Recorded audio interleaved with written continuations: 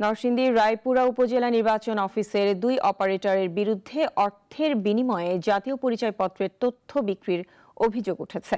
অভিযোগ প্রমাণিত হওয়ায় স্ক্যানিং অপারেটর আশিকুল আলম ও ডাটা এন্ট্রি অপারেটর নাহিদুল ইসলামকে গ্রেফতার করেছে পুলিশ। এনআইডির তথ্য বিক্রির তথ্য পেয়ে নির্বাচন কমিশন তদন্ত কমিটি গঠন করে। পরে রায়পুরা থানায় তাদের বিরুদ্ধে মামলা করা হয়। উপজেলা নির্বাচন কার্যালয়ে এক সংবাদ সম্মেলনে এসব তথ্য জানান রায়পুরা উপজেলা নির্বাচন অফিসের ভারপ্রাপ্ত কর্মকর্তা দিন মোহাম্মদ রাসেল।